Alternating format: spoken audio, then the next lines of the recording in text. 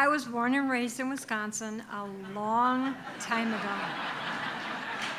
I graduated from high school before Title IX, which for those of you who don't know, my 5 brothers could play on sports teams and I could not. This was my first personal introduction to class discrimination. I graduated from the University of Wisconsin at Stevens Point, married a Navy man, traveled the world, came back to Madison, bought a copy of the Cap Times, looked in the help wanted ads, which was the equivalent of an internet job search long before the internet. Mailed in resumes, got an interview, and was hired by the Wisconsin Disability Coalition, which is a cross-disability advocacy organization. Now, up until this point, I'd been really hedonistic, and I thought that I gotta make a change here. So I dumped the Navy guy and started out on my new life of social consciousness. There was a little hitch. I knew absolutely nothing about the handicapped. Growing up in northern Wisconsin, I'd never even met one. So I was really thankful that the people that had hired me believed that I could be educated. And that first year, I learned a lot. I met amazing people who worked hard and played harder, and they never let their disability lead their life. It didn't control them. They were in charge.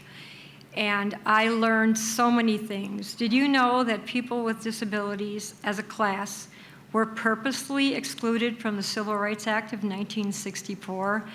Because Congress thought it would be too expensive to give millions of citizens basic civil rights. My first job there was to do training and technical assistance on Section 504. If you guys don't know what this stuff is, maybe you would like to take notes because there might be a quiz later. Section 504 of the Rehab Act of 1973 is amended, which was seen as civil rights protection in those days until the Americans with Disabilities Act was passed in 1990. Well, while I was working there, I met this amazing man who happened to use a wheelchair because of a wrestling accident in high school. Long story short, it was love at first sight, really. We bought a house, moved in together, got married, and while we were talking about whether or not we could handle having children and all the other stuff we needed to do, we decided to become foster parents. 10 years and 20 kids later, we had learned a lot about ourselves, what was not available to kids, and how children were slipping through the gaps in the safety net. 6 of those foster kids became our permanent family, and there were lots of struggles, but they're just an amazing group of people. We went through, the usual therapies and the occasional medication disaster and, the occasional court appearance, but they all did really well, and they made it through all of that. And now I'm completely lost, but we had a great time. 10 years and 20 kids and more adventures than you can stuff into a lifetime. But somehow, we've worked with this group of kids who are now adults. Some of them are here. Could you help me out a little bit? I'm lost. That slide means nothing to me. There's some people, can you tell I don't do this for a living?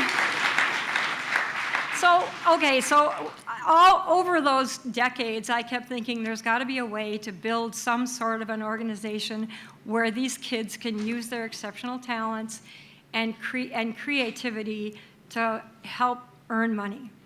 So over the years, this idea kept growing until it really got to be exciting, and I thought, we could build community and life skills, and we could call it Indigo Wings, based on the Indigo Children, popular in the 70s, about kids who had creative talents but didn't really fit in places, and Wings because that was symbolic of flight, and we all as parents want to see our children take flight. So after the 3rd funeral in as many months this year, I thought, what am I waiting for? So I had been collecting stuff, so I started filing the paperwork this year. And it started at the beginning of the year, and We opened a gallery and gift shop in August. We filed all the paperwork with the state, you know,